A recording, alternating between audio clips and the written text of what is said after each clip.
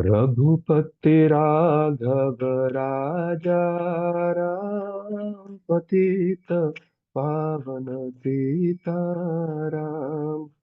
रघुपति राघव राजा राम, पतित पावन सीताराम। सीताराम सीताराम सीताराम, जय सीताराम। सीताराम सीताराम सीताराम, जय सीताराम। रघुपति राघव राजा राम, पतित पावन सीताराम। रघुपति राघव राजा राम, पतित पावन Sitaram.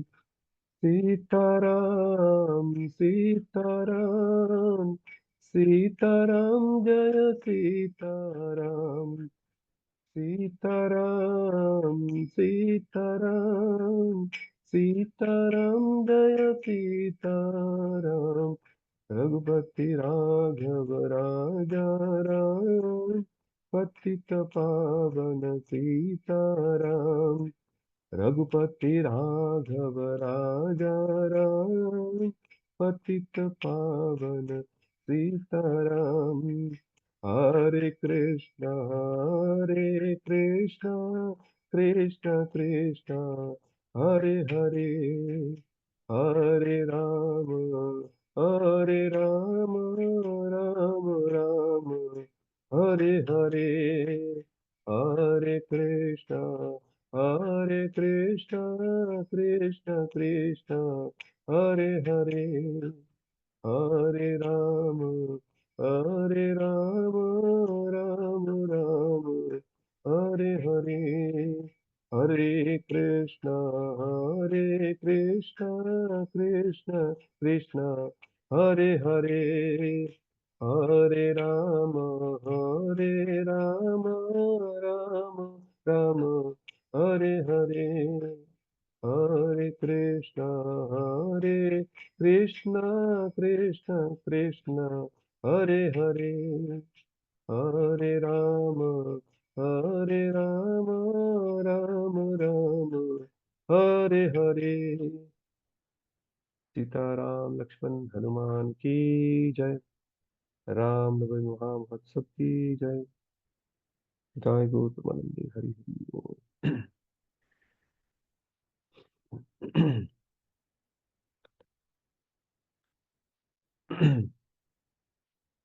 मनोजवं मारुततुल्यवेगं, जितेन्द्रियं बुद्धिमतां वरिष्ठं, वातात्मजं वानरयूथमुख्यं, श्रीरामं दूतशिरसा Namami.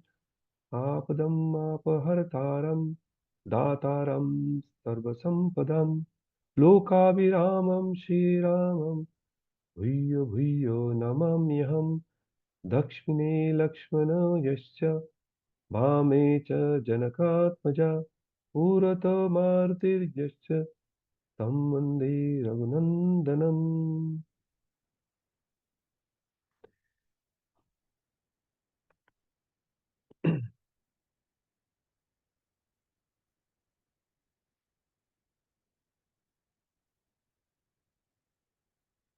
So we are going to discuss about Lord Ramchandra and some different parts from Ramayana, and we are going to discuss about Hanuman also.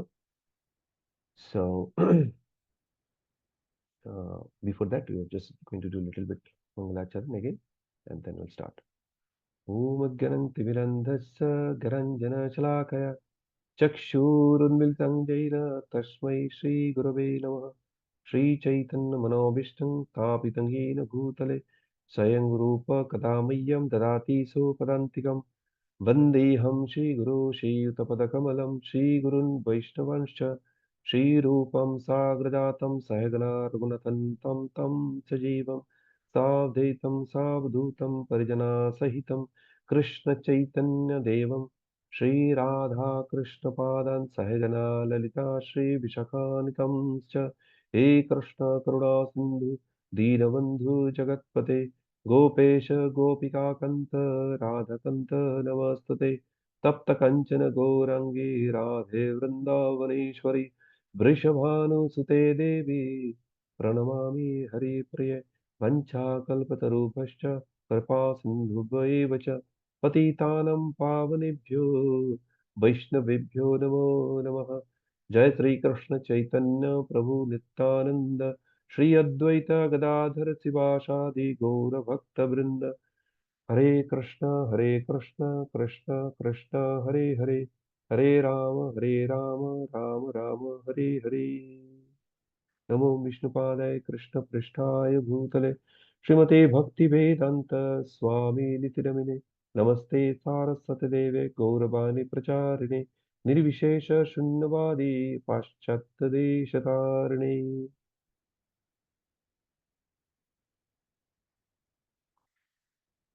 Hare Krishna. So, welcome once again to this session about Ramayana, Lord Ramchandra, and Hanumanji.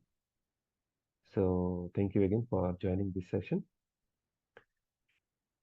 So, what we are going to do, we are going to discuss um, different parts from Ramayana, and that way we are going to cover here and there because Ramayana is very vast, so obviously we cannot cover the entire Ramayana, not even one um, khanda, right? Uh, we cannot cover in a session or khanda, you say. So, Ramayana was written by Rishi Balmiki and as per the instruction of Brahmaji, Valmiki Muni wrote Ramayana. So initially, he was very much doubtful that how come he can compose the entire Ramayana. But by the blessings of Brahmaji, he was able to do so. Brahmaji said that whatever prakat and aprakat, whatever manifested and unmanifested pastimes, or whatever is going on in the heart of Lord Ramchandra and others, that will get manifested in his heart. And whatever he is going to write, that will become true. So, Ramayana consists of seven kandas. Hmm? First one is Balakanda, then Ayodhya Kanda, hmm? then Aranya Kanda, Kiskinda Kanda, Sundar Kanda, then Yuddha Kanda, and then Uttarakanda. So, basically, in the Balakanda, though it gives the indication that maybe it is going to talk about the Balya Leela or childhood pastime of Lord Ramchandra. But exactly not that's the reason. Hmm.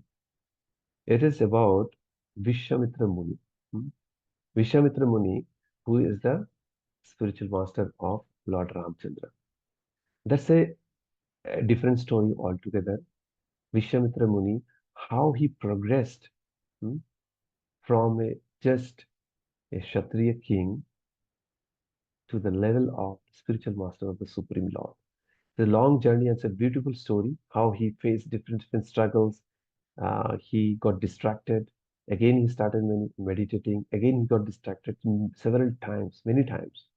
Finally, he came to that level of perfection. He became the spiritual master of Lord Ramchandra. Now, about the elevated soul like um, Vishwamitra Muni, they are childlike. There are two things. One is childish and one is childlike. Childlike means they don't have care. They're carefree. Mm. They depend on Lord and they're carefree. So that way they are childlike. So because of this childlike nature of Balmiki Muni. This Kanda or Kanda is called as Balakanda. Okay. So, in the Balakanda, we see how Lord takes birth. Yeah. He actually manifests himself. Lord never takes birth. We also have discussed about Krishna, Lord Krishna. Lord never takes birth. He manifests himself. Paritranaya sadhunam vinashaya chadushkritam dharma samsthapanarthaya sambhavami yuge yuge. So, uh, King Dasharath, the father of Lord Ramchandra, was a great king in the Sun dynasty or Surya Vansh. The Surya Vansh in which Ikshaku, Ikshaku, Mandata, Adi, Raghu, Adi great kings appeared. So in that, Dasharatha, who is a Adhirathi. Adhirathi means, Athirathi means who can fight 10,000 uh, Maharathis together. Maharathis are great fighters, and he could fight 10,000 of such simultaneously, single handedly. So he was so expert hmm, that he was invited by the demigods to assist them to fight against the Asuras. So Dasharath was very old, almost 60,000 years old at the time it was possible. But the point is, he was ruling the kingdom perfectly. All the subjects were very, very happy. Everything was happening smoothly. Only there was one problem.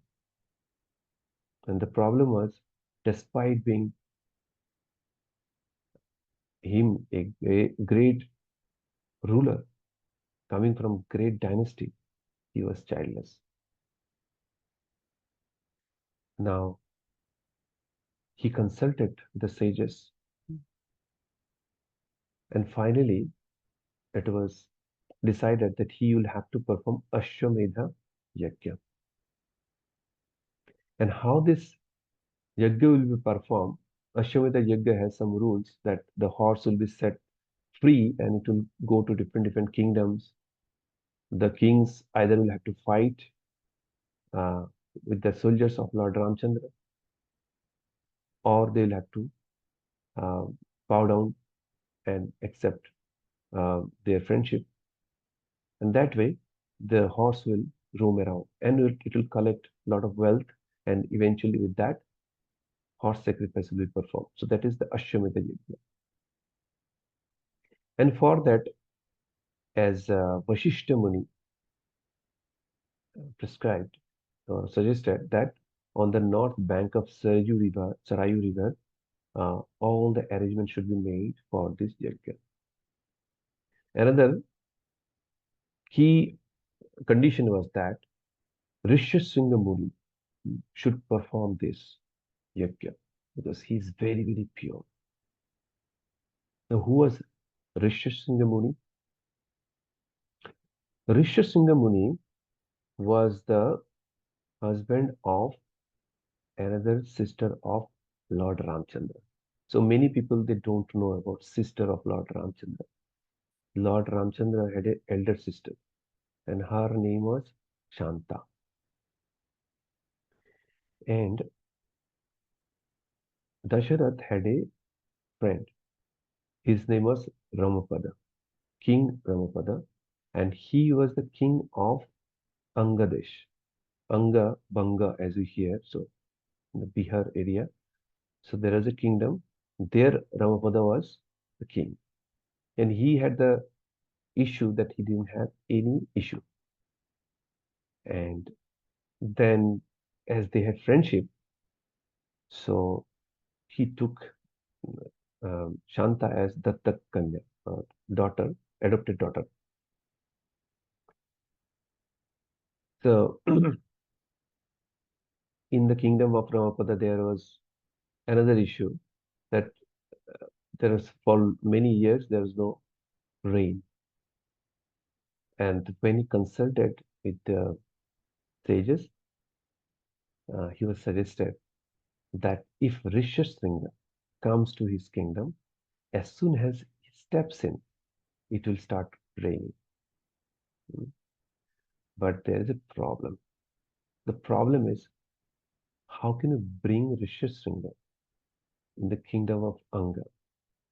Rishyasringa was son of Vivandaka. Mm.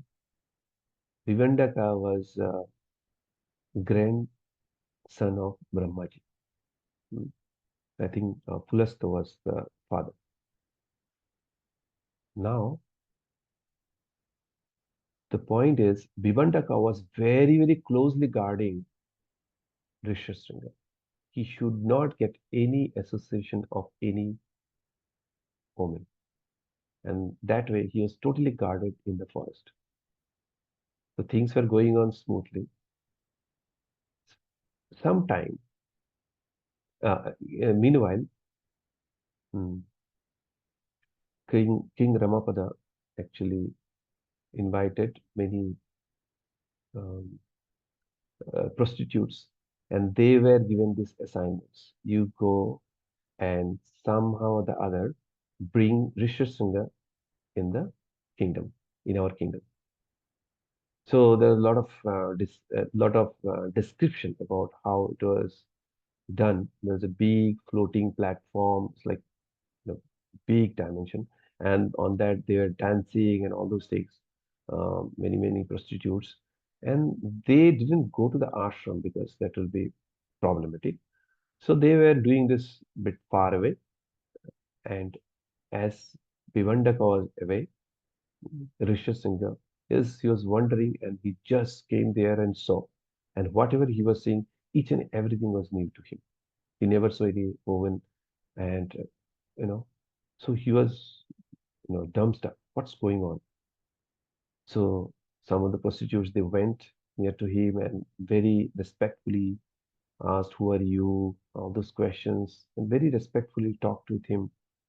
They offered some food, and he ate those food. He never ate those food. He was eating fruits and all in the forest. So everything was, surprise for him.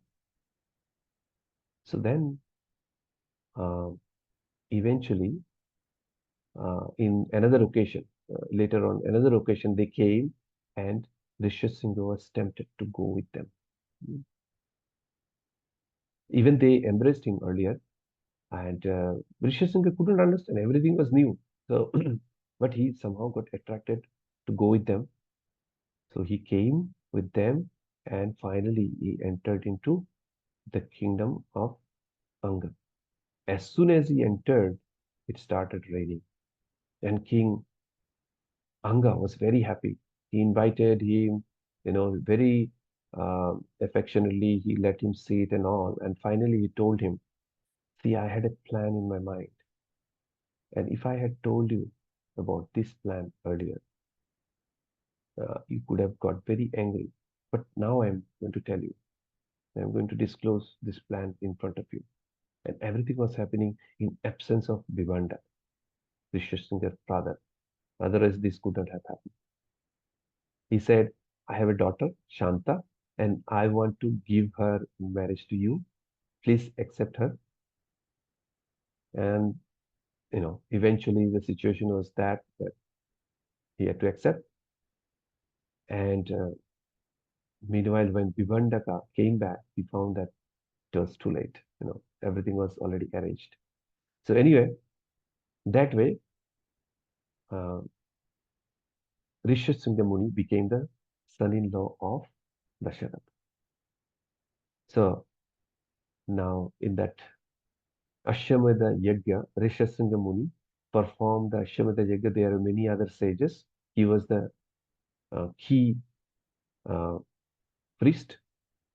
So all of them together they performed this yajna. And then Rishyasringa Muni said that you need to perform Putra Kameshti Yajna, or another yajna for getting a son. This Ashwamedha Yajna was performed to remove the sin, whatever remaining sin was there. And then Putra Kamishti Yajna was performed as per the instruction or suggestion of Rishyasundamani. In that Putra Kamishti Yajna, when the Yajna was being performed, a very bright, effulgent person came out of the Yajna with a golden pot covered by a silver lid. Hmm. And it was having payasam or sweet rice. So then he handed over this pot to King Dasharath and to be distributed to his queens. So what? And then this effulgent person, he disappeared. Now how Dasharath distributed this payasam, the sweet rice? He made it half, and this first half he gave it to his eldest queen, Koshalya. Then the remaining half again he divided by two, and one half he gave to his queen Sumitra. And then the remaining one fourth, he again divided that in halves. And one part he gave to Kaikei, and another part he again gave to Sumitra. So that way, eventually Sumitra had two sons. So eventually, in due course of time, in Ram Navami Tithi, Lord Ramchandra appeared from the womb of Koshalya, Mother Koshalya, and that happened around noon time. So that's why we celebrate Ram Navami in the noon time. Typically, the appearance we celebrate around noon time. So Lord Ramchandra's appearance day ki jai. So then Bharata was born around in the night time, say around 9 o'clock or so, around in the night time. And Shatrughna, Lakshman and Shatrughna, they took birth on the following day morning. So that was the gap, the time gap. So now Lord Ramchandra and all four brothers, they were growing up very nicely. Eventually, one problem came up from the perspective of King Dasharath.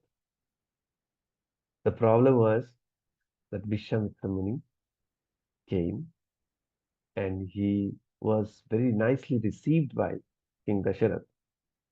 And then Vishwamitra Muni said, I want to ask for something from you. And Dasharath, I mean, that's the culture. King Dasharath said, yes, whatever you want, you just, give order and I'll fulfill it. And he said, I want your eldest son, Ramchandra, because there are some demons disturbing out there. I want to get rid of them. And Dasharath was devastated. Oh, he's so tender. How can I let you go and fight with the big demons? But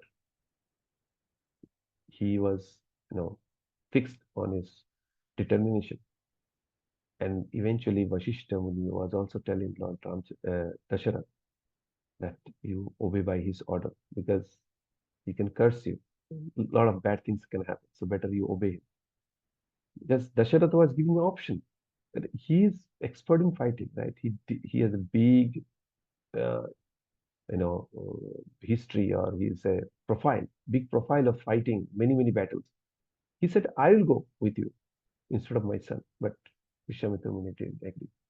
Vishwamitra Muni had another plan, basically. So then Dasharatha said, okay, as Ram is going, then let Lakshman also go with him.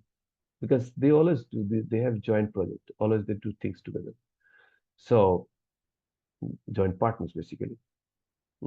Even it was it was kind of tried and tested when they were very small child after birth. It was found that initially, uh, I mean, all four brothers, they were in the grapes, and it was initially Lord Ramchandra and Lakshman's grapes were not together. Mm. It was Shatrugna and Lakshman's were together, and Bharat and Ram's were together. But the children were crying. Bharata, Shatrugna, they are crying. So then it was understood that this coupling was not happening correctly. So they put grave of Lakshmana next to Ramchandra and Bharata's next to Shatrugna, and everything was settled. They were very peaceful. So basically, they showed their nature right from the beginning that Lakshmana was directly serving the Lord very closely, and Bharata was serving Lord remotely, and Shatrugna was very satisfied by serving a Mahabhagavat like Bharat. So that way they were positioned. Now, Vishwamitra Muni took Lord Ramchandra and Lakshmana, and on the way he told many stories. One of the story was descent of Ganges, and many other stories he told. And and Lord Ramchandra killed Taraka Rakshashi, and mm, other demons he killed. And Marich was pushed by Lord Ramchandra with an arrow, and hundreds of miles he went, and in the south he fell in the sea. From the north of India, that much he traveled by the arrow of Lord Ramchandra. So Marich was left alive to tell the story. Okay. Now, Vishwamitra Muni's plan was to make sure Lord Ramchandra gets married to Sita Devi. So for that, he orchestrated all these things. So ultimately, they came to Mithila, where Lord Ramchandra um, broke the Haradhanu, or the bow of Lord Shiva. In the childhood, Mother Sita showed her miraculous power. Because this bow, at times it is said, this bow was so heavy that 200 people had to carry that bow. It was so heavy. But when in the childhood, Mother Sita, she was playing with a ball, and the ball, went inside the place where the mm, bow was kept. To take out that ball, what she did with her left hand, she just picked up the bow and lifted it and took out the ball. And in another occasion or another instance, it is mentioned she had to pluck some flowers, so she needed some stick. She was not finding anything, and she just took that bow and plucked the flower like that. But when King Janaka and his wife they saw what's going on, they were astonished. How come she can just lift it with her left hand effortlessly? Then um, they were also advised that to get her married, you must make sure that the person who is going to marry her is able to, you know, is it called Pratancha Chadan, string the bow. That person should be able to string the bow. Uh, so that way he kept this condition uh, for Swayambar that the person who is going to marry her should be able to do so. And Lord Ramchandra came to, put the Pratancha or string the bow, but he broke the bow. And a lot of descriptions are there, how much sound it produced. Many people got fainted and all those things. Then finally, when the discussion came about marriage, then Lord Ramchandra said, all of our four brothers should get married together. So that arrangement was made. Mm, Um, so all four brothers got married together, and then eventually they came to Ayodhya, and they stayed for some time, and then eventually one time came when Lord Ramchandra was about to be coronated. But Kaikeyi got two boons from Dasharath. because a long time back, when he was sick due to battle and all, she took care of him and she asked for two wounds. And in that two wounds, I mean, she was very, very affectionate to Lord Ramchandra. Very, very. She was the most affectionate mother to Lord Ramchandra. That was the previous situation. But just because of bad association with Manthara, her maid servant, she brainwashed her that if Lord Ramchandra becomes the Prince Regent, then you will become servant. Your son also will become servant for Lord Ramchandra forever. So better use those two boons and ask for Bharata to be put in the throne and let Lord Ramchandra go to the forest for 14 years. So that's what she did. And she forced Dasharatha to send Lord Ramchandra in the forest for 14 years so that Bharat can sit in the throne. So anyway, fast tracking Bharata, Dasharatha was helpless.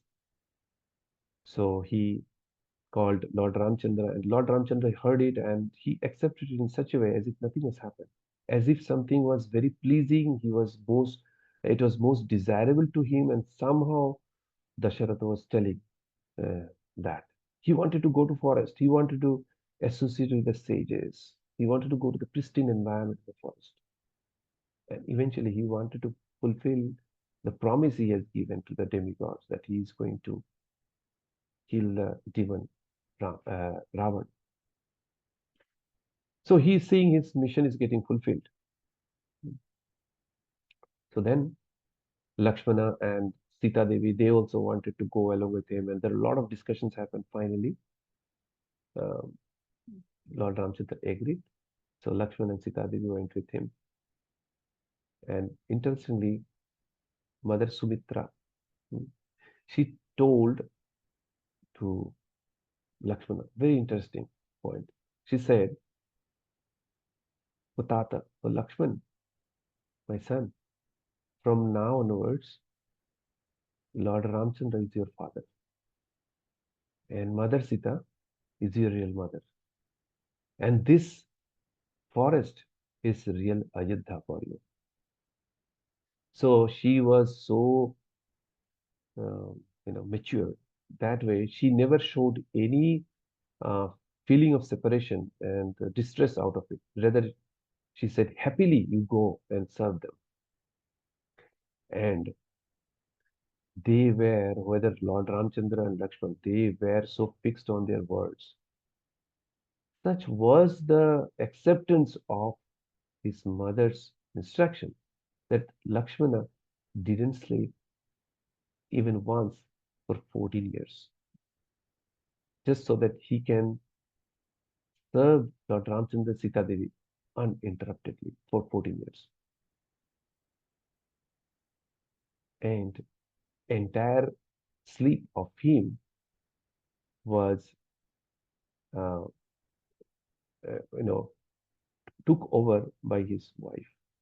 She slept for the duration Lakshmana had to sleep. And that way, she was helping Lakshmana by sleeping in Ayodhya. So then Lord Ramchandra met with many sages and lot of details. And the way Lord Ramchandra left Ayodhya, went to forest, there are so many details out there, and that is very, very touching, very, very interesting. So that will take a lot of time, but I'm just touching few points here and there going forward. Then they went to the forest and they stayed there for 14 years. And eventually, as it is said, a twist came in the story. And it just happened like that because by the will of Lord Ramchandra. Suparaka, sister of Ravana, she came and she got attracted. to Lord Ramchandra and Lakshmana. So she came first to Lord Ramchandra. She wanted to marry him. Lord Ramchandra was smiling and he made some story and he said, better you um, marry Lakshmana because he is bachelor, kind of post bachelor. Uh, you can marry him. I am already having my wife. And Lakshmana said, and she went to Lakshmana. And the Lakshmana said, if you marry me, I am already servant. And you will be like another servant. Right? What's the use? You will be like a queen if you marry Lord Ramchandra. So she was doing to and fro like that. Finally, she became very angry. She said, okay, only reason because of which I am not able to get married to Lord Ramchandra is Sita Devi, right? So I am going to kill her. So she was about to attack. Then Lord Ramchandra said, Lakshman, this is the time now. Do the surgery. So Lakshman did the surgery. Her nose and ears were chopped off. And that happened in Nasik or Janasthan. So that's why this place is called Nasik. Hmm. Now, Surpanakha, she became so angry. She went to another, set of brothers, like they are called Khara Dushana. She went and told them about this. And Khara and Dushana became so angry. They, along with another, their, Senapati, Trishira, they came with 14,000 Rakshasas and attacked Lord Ramchandra in Janasthan. Lord Ramchandra saw that they're coming from far away. And he said, Lakshmana, you do one thing. You take Sita Devi to safe custody and let me fight this battle. Lakshmana said, no, no way. I'm going to fight this battle. You take care of Sita Devi. Lord Ramchandra said, no, no, you take care of it. Then, when this kind of conversation started happening, Lord Ramchandra somehow made him aware that this is my family business. I'll have to take care of it. The reason being, Sita Devi already have taunted. I mean, their supreme personality and Lakshmi Devi, but they were having a lot of nice conversations within them. And it is as if it's very mundane, somebody may think. But this is all transcendental. But conversations are very interesting. Many times it happened.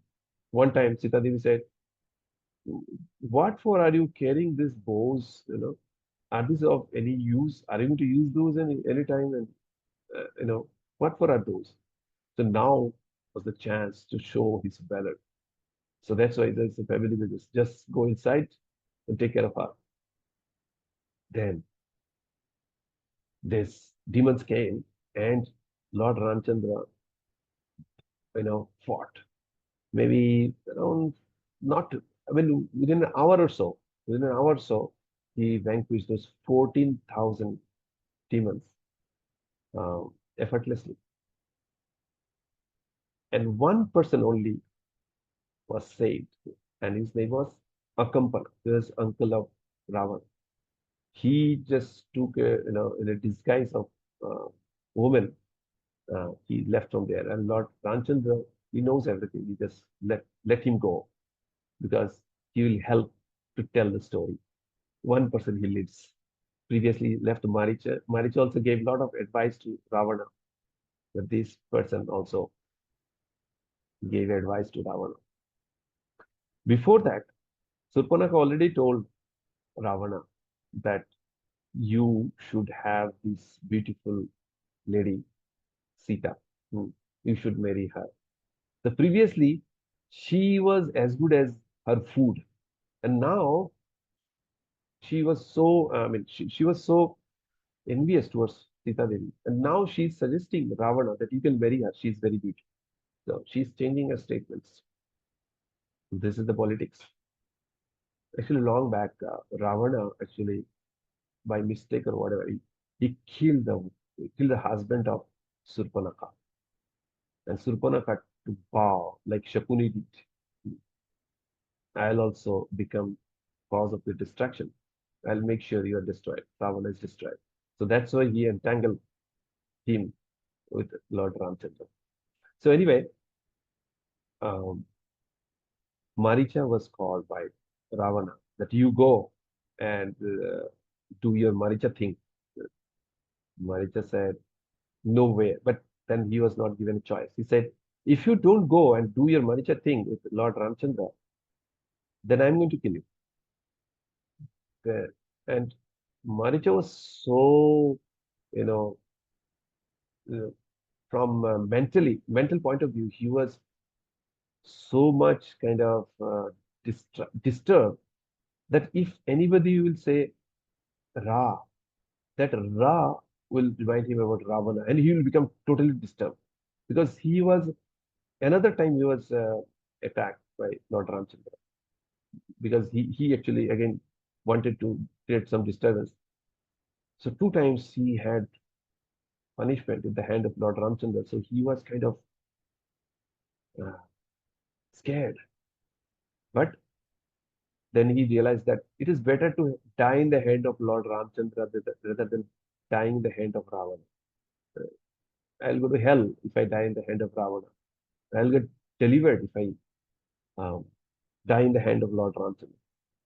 So then he took the chance and he took the shape of a golden deer, and Sita Devi got attracted and she sent Ramchandra first, and then he didn't come, and Maricha made some, noise saying that as if making some voice of Lord Ramchandra that he needs some help. And then Sita Devi, yeah, Lakshmana didn't want to go because he knew that Lord Ramchandra is self-sufficient. He can take care of it. But Sita Devi told him to go. He didn't want to go. Then Sita Devi actually again chastised him. Oh, you want to enjoy me separately when Lord Ramchandra is away?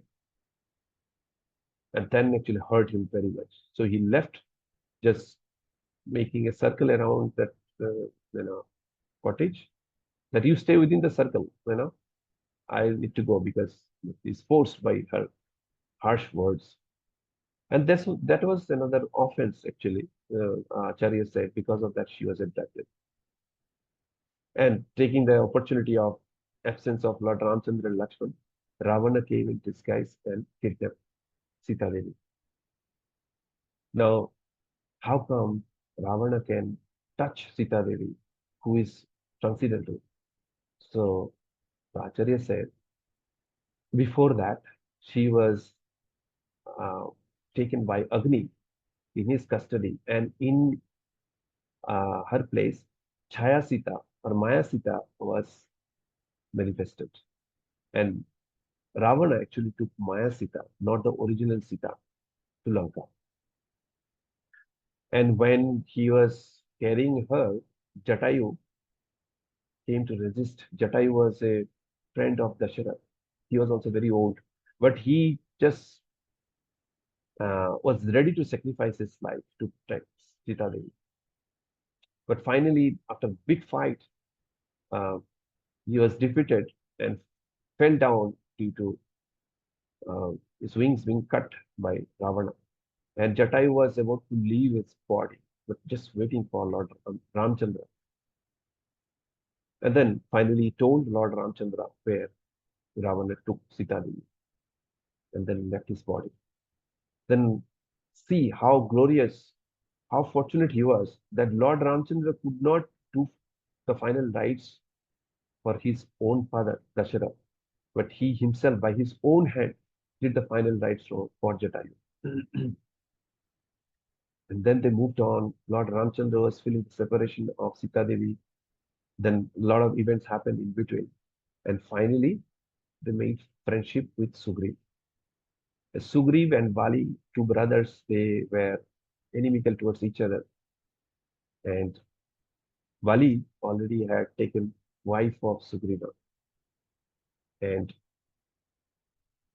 his kingdom was also usurped by Bali. And he was just fleeing away here and there, Sugriva. Now, finally, when he met with Lord Ramchandra, Hanuman was also there. Sugriva sent Hanuman to inquire about Lord Ramchandra and Lakshman. Who are they? What are they doing? And Lord Ramchandra, seeing Hanuman, was not directly talking to him. He was talking to Lakshmana and appreciating Hanuman that he see his style of conversation, the way he's speaking. A person who haven't studied four Vedas cannot speak like that. So he was appreciating. And there are many other words he spoke about Hanuman. So then Lord Ramchandra killed Bali, and all the kingdom was again given to Sugriva. Now Sugriva not only got back his wife, he got back Bali's wife also, Tara. Now there are 4 months of uh, Chaturmas. So that it was decided that after Chaturmas, Lord Ramchandra will start searching for Sita Devi. But in these 4 months, Sugriva, almost close by, Ramchandra was staying. He forgot all his four regulative principles and he started enjoying like anything. And 4 months passed, he forgot all his promises. And then Lord Ramchandra just said, Lakshman, can you just remind him? Lakshmana became very angry. He was about to kill him. Then finally, everything was settled. And then Sugriva said, okay, I am going to assist you and send all the monkeys all around to search for Sita Devi. Now, in the battalion of Sugriva, the number of monkeys were there is kind of uncountable. Mm. So big number. It is like 10 to the power 74 plus something like 10 to the power 62, something plus 10 to the power 52, 10 to the power 42, something like that. So even if we just take first one, 10 to the power 74, it's a big, big number, unfathomable. How come, I mean, so many monkeys can be accommodated in Lanka, but we cannot fathom it. But anyway, Sugriva, he sent all the monkeys in four directions. And in the southern direction, he sent Nala, Nila, Hanuman, Jambuban. All these monkeys were sent in the southern direction. Now, here starts the glories of Hanuman. So, Lord Ramchandra said, all of you, you go and find where Sita is and give that news back to me. So that was the instruction. So everybody was searching. Now in the southern direction, when Hanuman was going, so Lord Ramchandra gave him a ring that if you find Sita Devi, just give her this ring so that she will understand that you are the real messenger of mine. So anyway, they started moving. They did a lot of search, but nothing happened. They could not get any success. But finally, there was a younger brother of Jatayu, Sampati.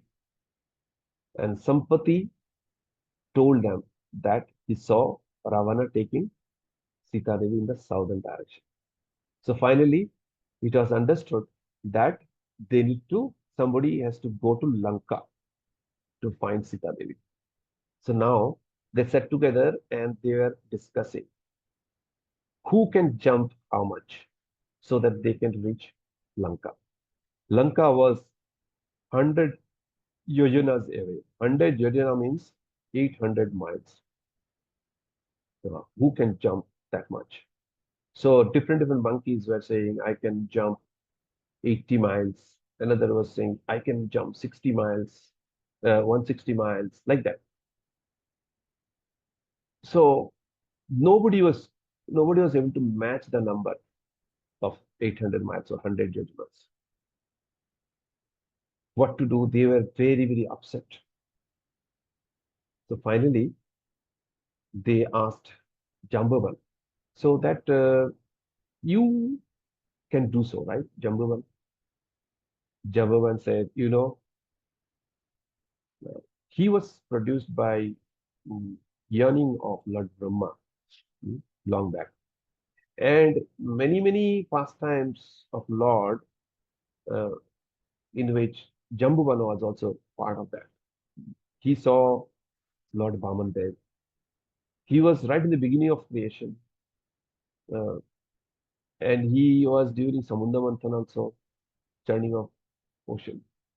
And when Vamandev was there, he went around him many, many times. Uh, he encircled the universe many, many times without, touching down the ground. So he has enormous capacity. 100 yojana is nothing for him. But he said, I want to give some chances to the youngsters. So let them try. So finally, again, his help was needed. Jambavan reminded Hanuman that you have great power of jumping that much. Because of a curse, he forgot it. So now, as he reminded, Hanuman was ready to jump. He got back his memory that he can do that easily. So now he was ready. He went up to the hill. He was about to take off. All the monkeys told him that, we will be waiting on our one leg. We are waiting for you. Just go and come back. Now, this is a Sundarkanda part, which is very, very sweet part. And one of the name of Hanuman was Sundara. So that's why this is named as Sundarakanda. And the whole duration is maybe of 36 hours or so, 1.5 days. And around, I think, 3,000 or some verses are there for that duration, if I'm not wrong, around that number. When for all, it's a very compact part. So many things happen in that duration. So Hanuman was ready to take off. He went up to the hill and he pressed down on the ground and jumped. A lot of details are there, what all things happened, but I'm not doing that. And then he jumped high. He followed the path, just like we have the jet planes, right? Jet planes, they go very, very high, so high that you don't hear the sound.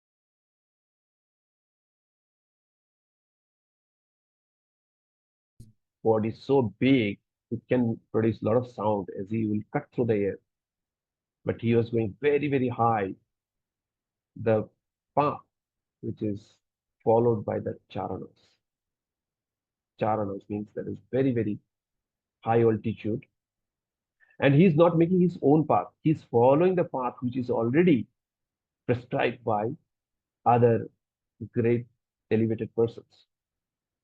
So that is something to learn, that we should follow the footsteps of great personalities. Mahajanaina Gatasu Pantha.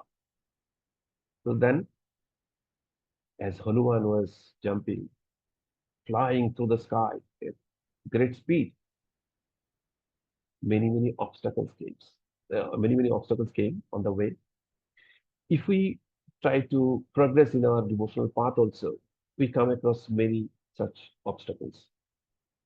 So first obstacle which he faced was in the mode of goodness. The first one is a mode of goodness. Second one is a mode of passion. Third one is in mode of ignorance. The first one he uh, faced, that was Maina Parvat. So the ocean or Sagara was feeling very, very um, grateful to Hanuman.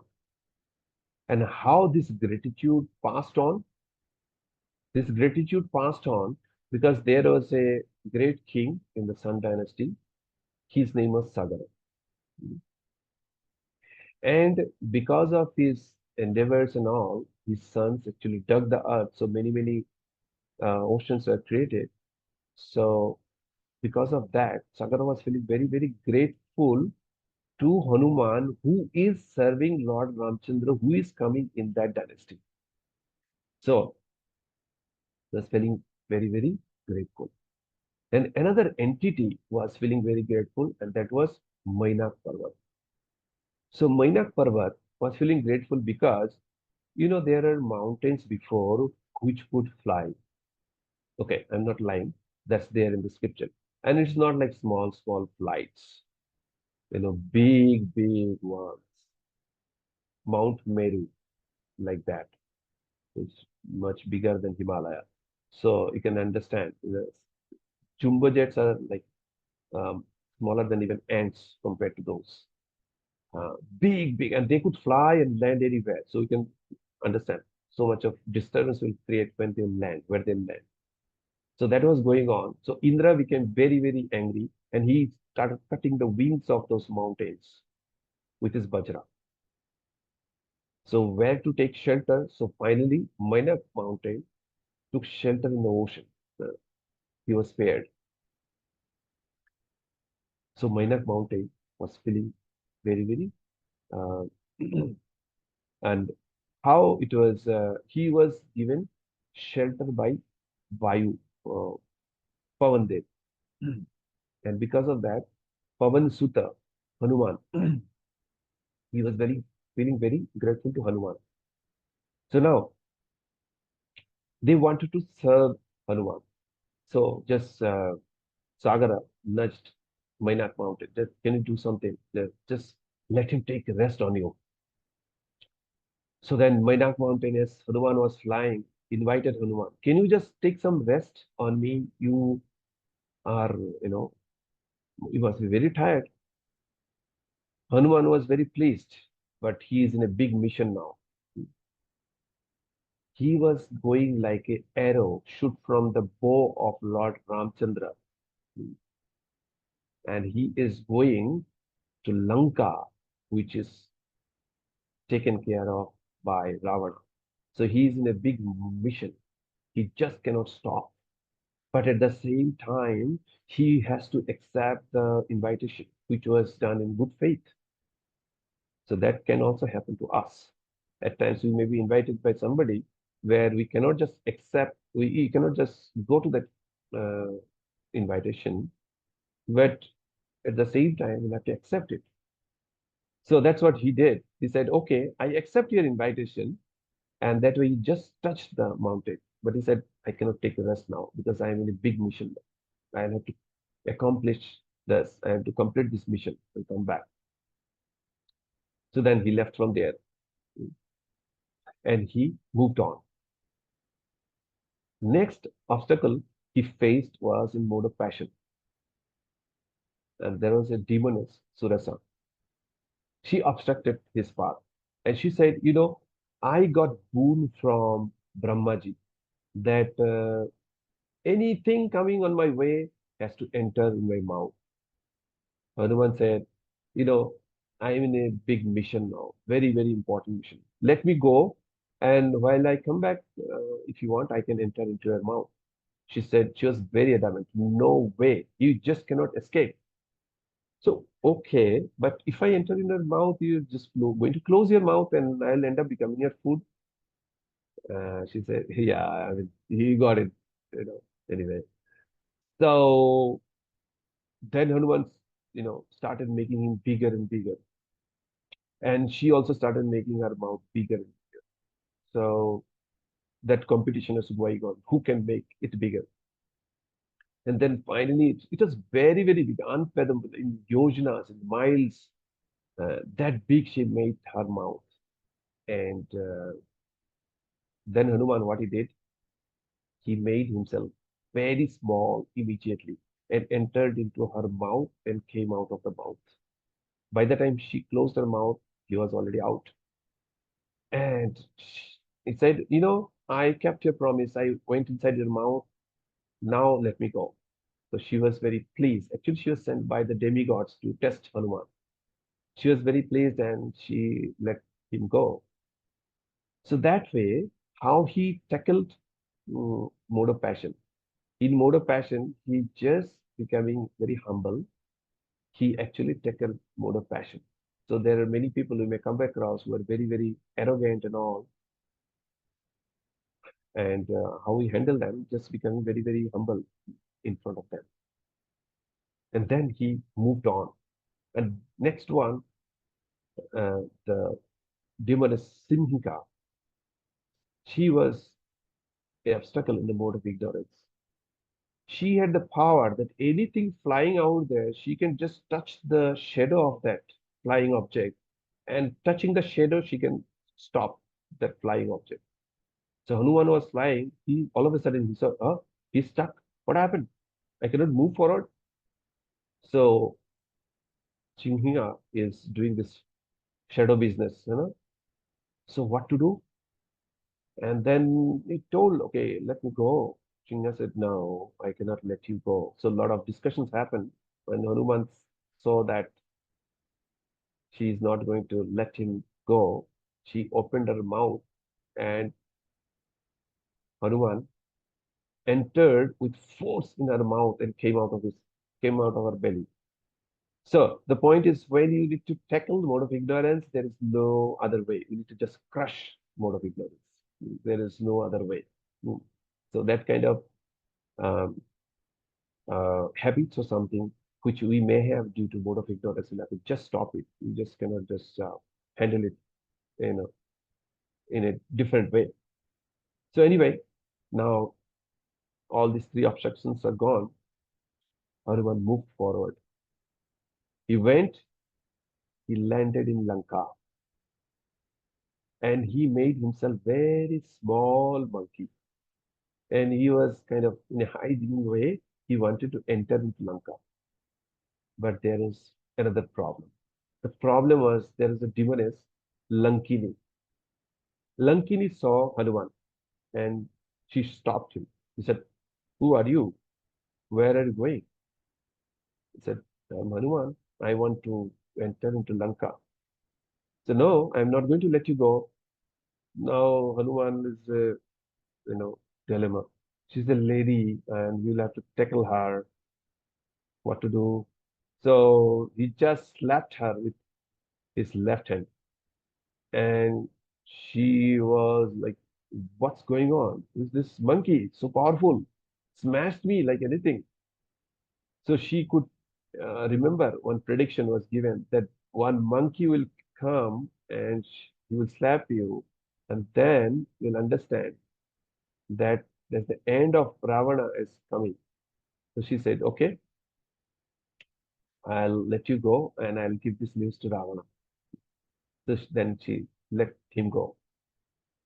Then Hanuman, taking a very small form of monkey, he went unnoticed by everybody.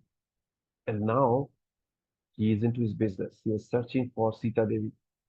So he saw, wow, this whole Lanka is so nicely decorated, uh, made of gold, so beautifully. I mean, a lot of descriptions out there. No. And then he started searching. In the evening time, he was searching from door to door, house to house. And he was peeping through. There's what's going on, what's going on. He saw this Rakshasis. They were doing different business out there. But he was searching for Sita Devi from house to house. So finally, he came to Ravana's palace. So he started peeping, and he saw Ravana was lying down, and both of his hands are, you know, flat out there in two sides. And many ladies were sleeping on his arms, and they were kind of faultless. They're so beautiful. Nobody can find any fault in them. They were very beautiful, and some were intoxicated, some were having some instrument they were playing like that. And there are a lot of scars on the body of Ravana. Like some dawns are there, right? Dawns will have like some bullet marks, some cut marks on their body, showing their valor. They have fought many battles. So like that, there are many such in the body of Ravana. And he was very handsome. There are many, many, many, many ladies out there, and they were not properly clad. Some were like almost without clothes, and they were there all around, and they're like kind of sleeping or so because after all the party they were kind of tired, and Hanuman was watching all those things. Then Hanuman was asking himself, hey, what's going on? What I am doing? I am a brahmachari. What business do I have over there? I am watching so many ladies out there. They're not even properly clad. What's going on? Am I falling down from my position? Then he was telling himself, no, actually, I'm in a great mission. And I'm not getting impacted by all those things because I'm in a mission. I'm in Lord Ramchandra's mission. So I'll have to carry on this mission. Then he moved on. Then he saw in a separate couch, there is a separate bed. There is a beautiful lady out there, and she was kind of little bit isolated from others. And he thought, aha, I got Sita Devi. I found her. And he was holding his tail and he was jumping from stair to up and down, up and down. Oh, I found Sita Devi. And finally he thought, wait a minute. Sita Devi cannot stay like this kind of place. So I must be wrong. Then he realized, oh, maybe. Actually, it was Mandadori, the principal queen of Ravana. But she was very cultured. So initially, he was kind of under illusion. Maybe this is Sita Devi. Then he said, okay, this is not. But where can I find? I already have searched almost all palaces. Then he came out and he was kind of very, very upset and, without any enthusiasm. He lost his enthusiasm. What can I do? Now, in such situation, with this news that I could not find Sita Devi, I go back to Lord Ramchandra and tell him. Then he will leave his body. Looking at him, Lakshmana will leave his body. And looking at that, Sugriva will leave his body. And then looking at that, all the monkeys will leave their body. What business will I have alone in this world? So he was feeling very, very frustrated, upset. Then all of a sudden, and then he started singing glories of Lord Ramchandra. And then idea came in his mind. Oh, who said that Sita Devi will be in the palace only? She may be outside also, right? I should search for that. Then he started searching. And then he found there's a very beautiful place near the mountain, and there is a platform on the 1,000 pillars, and there is a waterfall nearby, and there is a Shimsuka tree, and below that there is a lady. And he thought, maybe this is Sita Devi, let me go closer. And then when he went closer, she saw, oh, she's a very beautiful lady and very bright, but due to some dirt and all, she can on her body, but she is looking very bright. And when she understood she's Sita Devi, then he understood, oh, I was mistaken before. I heard Lord Ramchandra speaking about missing Sita Devi a lot. And I was thinking, oh, I'm a brahmachari. A man should not be too much attached with another woman. What kind of attachment is this? And this is a sign of weakness. But he never said anything to Lord Ramchandra because Lord Ramchandra is his master. But now, after seeing the beautiful form of Sita Devi, he could understand that if somebody is not feeling so much attached with a wife like Sita Devi, then that person must be hard-hearted, stone like heart. Then he was thinking, then what to do? What next can I do? Now, meanwhile, what happened? Brahma Brahma Muhurta, or the very early morning hours, early morning hours, not exactly Brahma Muhurta, but there are morning hours, and Ravana came with his entourage, all the ladies. coming in a line, and they are coming to Ashok Vatika, to Sita Devi, and Ravana came to threaten her that you better become my wife. See the incentives. If you become my wife, then you will become the principal queen, and everybody else will be servant of you. All other queens will follow your instruction, and that way you can have a very, very happy life. But Sita Devi put a blade of grass in front of him. And this blade of grass is very, very meaningful. There's so many meanings that a, like one meaning is that animal like you, when comes, people will offer some grass. See, I give you this grass, like that. Another thing is that a cultured lady will put some partition in between to talk to another man. So she's using this as a partition, like that. So there are many, many deep meaning of putting this grass in between. Mm. Well, cultured men, cultured lady in the Vedic period, they won't talk to another man face to face. They will look at a pillar and talk to that pillar, and they won't even accept anything brought forth by another man. They will have to keep it down and they will take it. This way they won't touch, they won't look at the person. So that was the Vedic culture. So anyway, Ravana was not taking the answer as no from Sita Devi. So then he said, you know, for 1 year to pass, 2 more months left.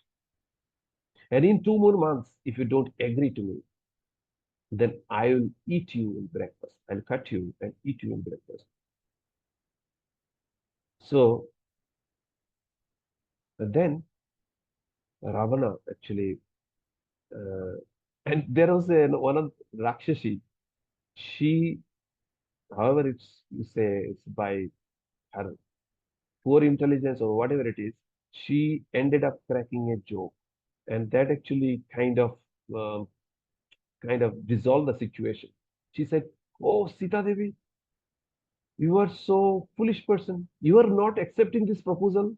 If Ravana would have given me this proposal, I would have readily accepted that." And that was kind of we made it created some funny situation, and then eventually uh, Ravana told all the Rakshasas, make her follow my instruction, make her obey my instruction. And with that, forcefully telling all this thing, he left.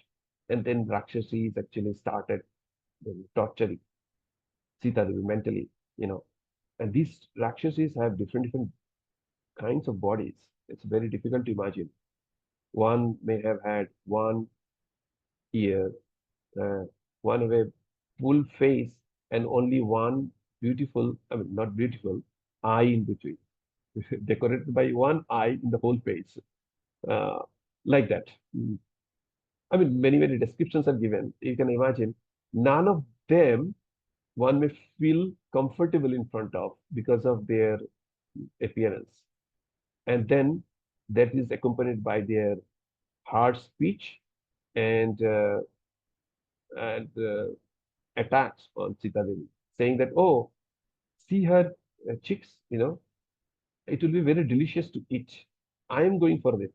I am going to eat her chicks, like that. So another person will say, no, I'm going to eat her eyes, like that. So they were trying to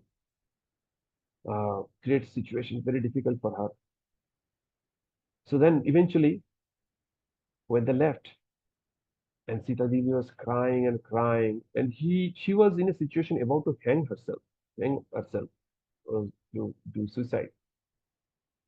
Now everything was watched by Hanuman from top of the tree, and he was saying that he was thinking, how can I go in front of Sita Devi? Because if I go, she will think that, oh, here comes Ravana with another form in disguise. So he was again and again thinking, how can I go in front of Sita Devi? And then he devised a plan. With beautiful voice, he started singing Ram Katha.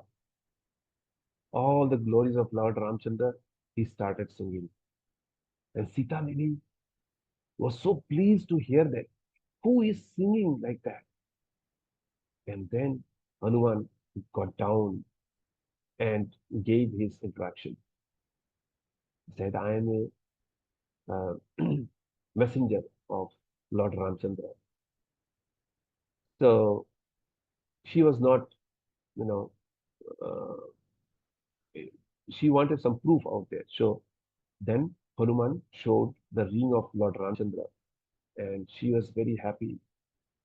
She was very happy.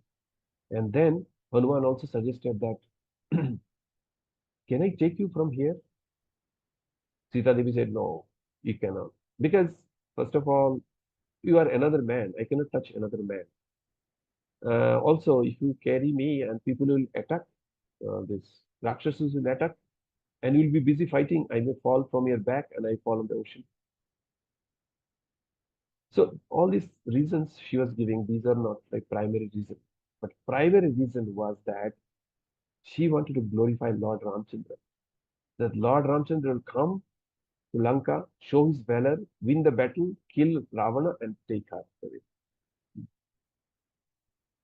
And meanwhile, when one more point, meanwhile, when she was having conversation with Ravana, she said that, Ravana, it is not you who kidnapped me, abducted me. I got myself abducted by you because I came here as your death. You brought me thinking that you did it, but I came here for your destruction. So anyway, then Hanuman said, okay, I need to go now. But then Sita Devi said, okay. And there are very, very beautiful conversation between Sita Devi and Hanuman. Long, long conversation. A very, very nice and beautiful conversation. But we are going to very quickly.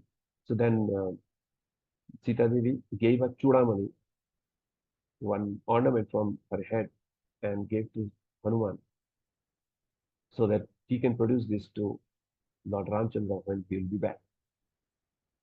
So then Hanuman left from there. Then he said, okay, a good servant is not going to do only what is told to that servant. They will do some extra. So now extra business, what to do?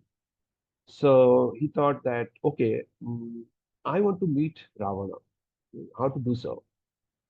One easy way is to let's create some disturbance, and they will be forced to take me to Ravana. So then he started doing some mischief.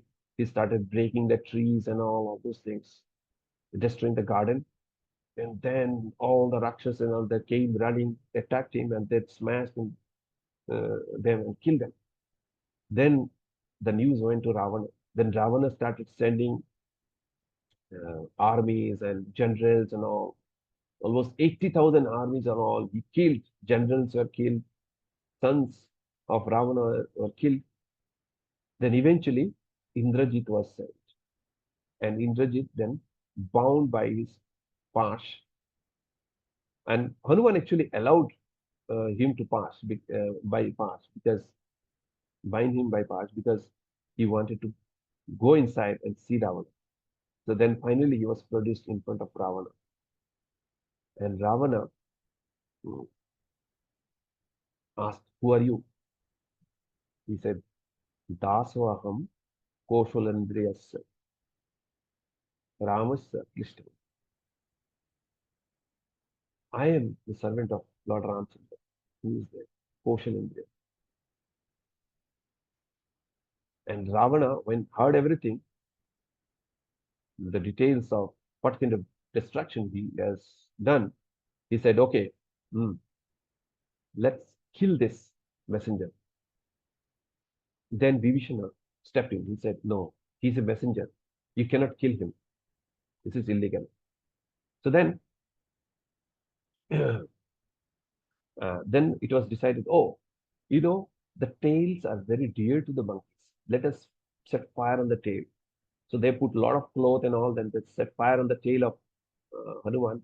And then Hanuman jumped from one building to another building and he set fire. Entire Lanka was burning.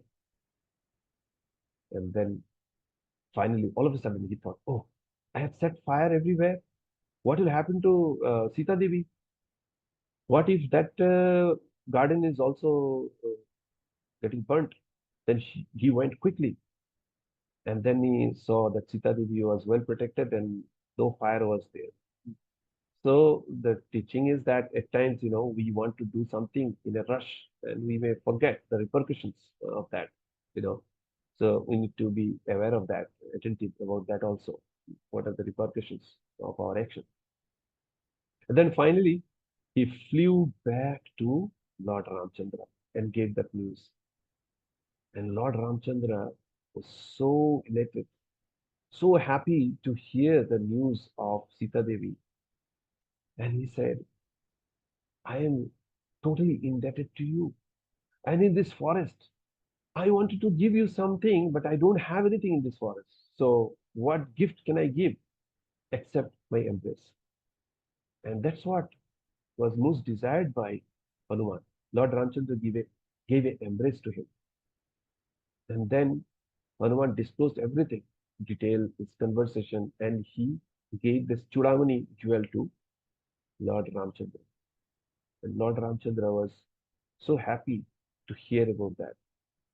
And then eventually they started for Lanka to fight the battle out there. Big bridge was built between Indian this Rameshwaram to Lanka, and this bridge was very big. It was 80 miles wide, so you can understand how wide and how long. And when the monkeys already reached Lanka, the battalion was still on the Indian side. The tail end of the battalion was also on the Indian side. It was the numbers were too many to count. So finally, Lord Ramchandra, with all his entourage, went to Lanka and defeated Ravana. hmm, And eventually, Sita Devi was rescued. Uh, Sita Devi went through trial by fire, and there Agni Dev brought forth the original Sita and gave to Lord Ramchandra. And then from there, they came in Pushpak Viman. Pushpak Viman was such a flexible, we we talk about stretchable cloth and all, stretchable jeans and all like that. But Pushpak Viman was really uh, stretchable. The thing is, entire army of Lord Ramchandra, all the monkeys, which we cannot count, all got accommodated in the Pushpak Viman along with Lord Ramchandra and his close entourage. And they came to flying, and there is some stoppage and all, but they finally came to Ayodhya. When they came near to Ayodhya, the Lord Ramchandra told Hanuman, Hanuman, let's do one thing. You go to Bharata and check what's his current mentality. Because if somebody is ruling for 14 years, or if somebody is given something for a long time, they may get attached to that. So Bharata also may get attached to the kingdom of Ayodhya. And if that is the case, if you find slightest indication of that, come and tell me. I am not going to go back to Ayodhya in that case. So then Hanuman went and met Bharata. And Bharata was so happy to see Hanuman. He saw Hanuman earlier also when the battle was going on between Ravana and Lord Ramchandra and Ravana. Hanuman was flying to gather medicine and all. He came flying to the north and all. So at that time, he was seen by Bharata. So now, when Hanuman came, Bharata was so happy, and he was asking when Lord Ramchandra is coming. I already made a fire. I am going to jump into the fire. I already promised to Lord Ramchandra. After 14 years, I am not going to wait for a single day, and I will enter into the fire if it doesn't come. And that was another constraint for Lord Ramchandra to make sure all his operations are completed, killing Ravana and coming back within 14 years. Otherwise, Bharat will die. And when this news Lord Ramchandra got from Hanuman that Bharata is fixed on devotion on Lord Ramchandra, Lord Ramchandra was so happy that he went back to Ayodhya, and there's a big festive way, Lord Ramchandra was coronated as the king of Ayodhya. And at that time, Sita Devi, Lord Ramchandra, they were giving gifts to everybody. So Sita Devi was given by Lord Ramchandra a pearl necklace, which she actually wanted to give to Hanuman.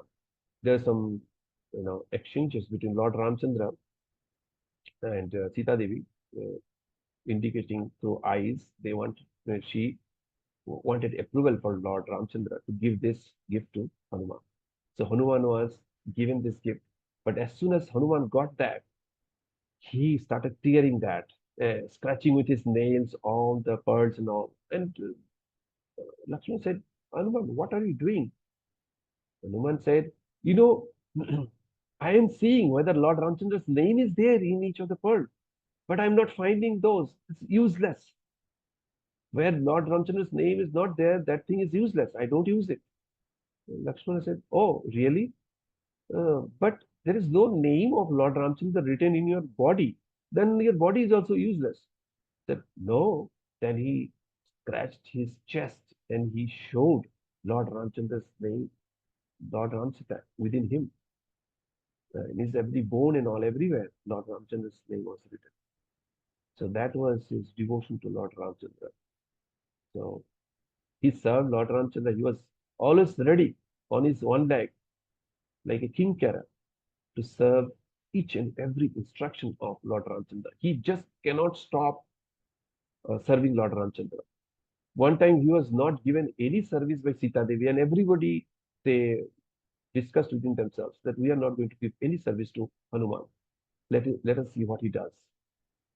And when Hanuman came and he wanted to get service, nobody was giving service. Then what he was doing, when Lord Ramchandra was sleeping, he was yearning, he was playing this chutki, with his fingers like this. He was taking this service. So everybody was laughing that you cannot stop Hanuman from doing service to Lord Ramchandra. He was totally dedicated. So that way, Lord Ramchandra was coronated as king and he ruled Ayodhya for 11,000 years. And finally, the story goes on. But at the time, when six um, kandas were over, Valmiki Muni wrote Ramayana. Seventh one was about to happen, which was in the future state, but six already had happened. Valmiki Muni at that time wrote Ramayana.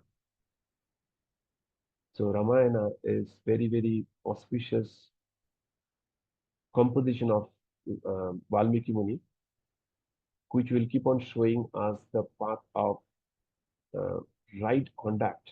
Because Lord Ramchandra he is Maryada Purushottam, and he will be showing us the path forever, how to conduct nicely, appropriately, properly, as a son, as a father, as a brother, in all relationships, as a husband. And Hanumanji will keep on singing the glories of Lord Ramchandra for the entire Kalpa or the day of Brahma. That was the benediction Hanuman was seeking for Lord Ramchandra, and he was given this benediction. So today is the auspicious appearance day of Lord Ramchandra, and we are seeking the blessings from Lord Ramchandra and Hanumanji so that we can serve the Supreme Lord in that mood, serving always and trying to please the Lord in the whatever way you can serve Him and get His blessings. So with that, we are going to pause over here. So if any question, then you can see.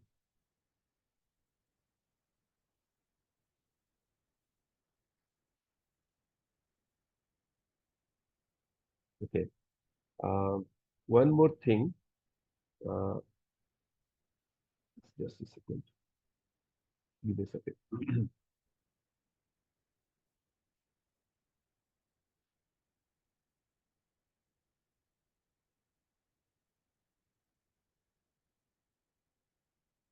So Lord Ramchandra was having many, many qualities, and Lord Ramchandra uh, was the manifestation of many, many good qualities in this world.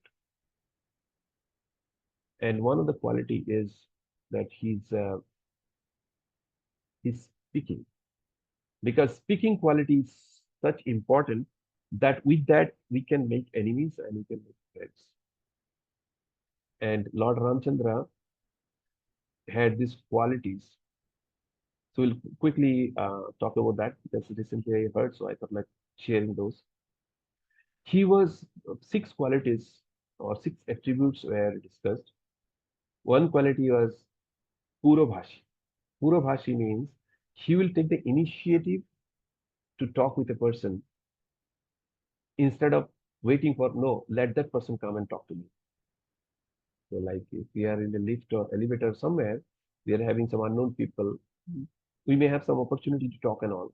Often we take, we think, or even known person, we think, let that person talk to me. I'm special. I'm not going to take initiative and talk to that person. But Lord Ramchandra was not. Even the monkeys, he'll go and talk to them by taking initiative in how are you, doing, all this stuff. The Puravashi. Next is Smitavasi. He was always smiling. And he was, with smile, he'll talk to anybody. Hmm. So, sometimes if the content is little bit heavy, if somebody is smiling, then it makes it lighter.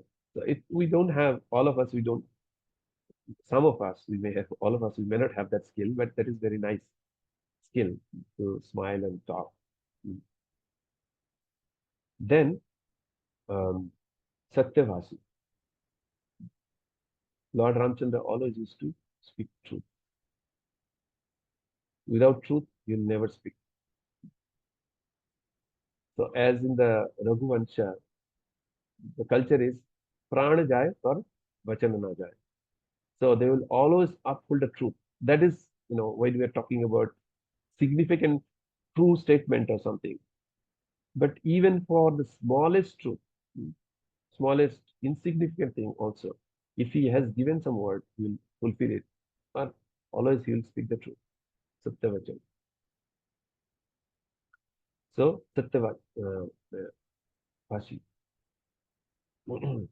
Then Hitavasi. Hitavasi means for the benefit of others you will speak. Many times there may be many, many truth, but may not be important for us. Or it may be important for a particular person. It may not be important for other person. So then it is not necessary to be spoken, but we sometimes end up speaking that. So that should be avoided. So it should be beneficial for the other person, even though if it is true, even though it is spoken in a pleasing way, it's very important. The fourth one is Hitavasi. Fifth one is Madhuravasi. So sometimes we may speak the truth, but it should be spoken in a very palatable way. Otherwise, we may say the truth, but I may tell the truth, but the other person may not understand. Okay, I got it. But are you feeling very happy to tell me this truth that I am in a miserable condition? Or you are feeling sorry? Or you are callous about it? I mean, many things one may interpret, and relationship may get spoiled due to that. So we should speak in a palatable way. And uh, then we should not speak uh, like given a chance, we should not keep on speaking uh, for the matter. I mean, keep on speaking and speaking and speaking on and on and on and on. That should not be the uh, nature. We should be mitavasi. There's the sixth one. Mitavasi means given a chance, okay, you speak on this topic, and then you speak in a eloquent way, and that's it. We don't have to speak for hours and hours, and people may not understand anything out of it. As Prabhupada says, true eloquence is essential spoken in a concise way. When the essential subject matter we speak in a very concise way, this is called true eloquence. True eloquence. Hanumanji was very, very eloquent. Lord Ramchandra was very, very eloquent. So we need to practice this eloquence. In fact, we need to practice all these six to make sure that our speech is winning hearts and not making others enemy. So these attributes are very, very important. So with that, with the little chance, whatever we got, and we talk about Lord Ramchandra and Hanumanji and his entourage, and all of his associates like Lakshmanji, Sita Devi, all are very, very glorious, and Urmila ji, the wife of Hanuman, who slept, as I said earlier, um, and that way she was doing her service. Mandavi, the wife of Bharat, and Shrutakirti, wife of Shatrugna. So all are glorious, and then three queens of Dasharath, Kaushila, Kaiti, Sumitra. So all these, and there are many other personalities.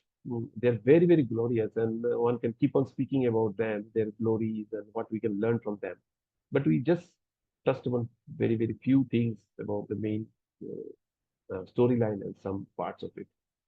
So with that, now really we are going to pause over here. Thank you for joining this session. Hare Krishna. Ramnavami महामहोत्सव की जय.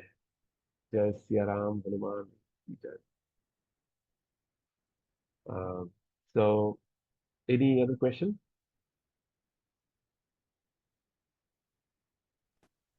Hare Okay. Krishna Prabhu. Yes, Mataji.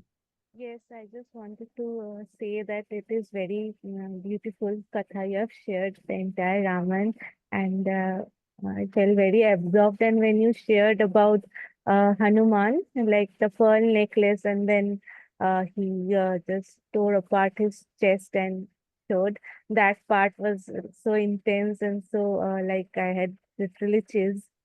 So I just wanted to share this. Thank you very much for sharing the katha.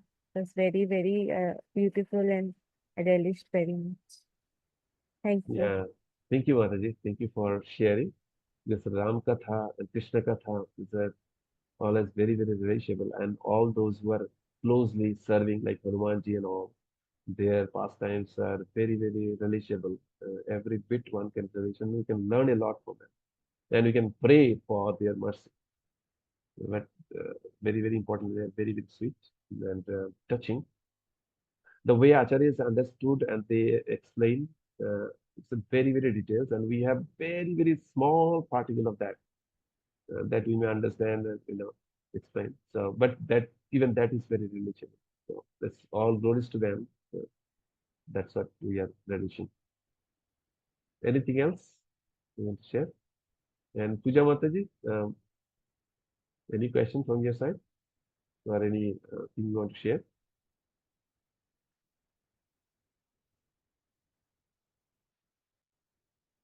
Maybe you are on mute, Mataji.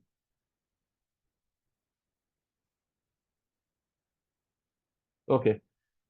So then we're going to pause over here for today. Thank you for joining, both of you. And, and those who are going to hear later on, I'm very, very grateful for giving some time to hear and giving me the opportunity to serve you. Hare Krishna, Siya Ram Lakshman Hanuman ki jai, Ram Navami Maha Mahotsav ki jai, Jai Shila Prabhupada ki jai.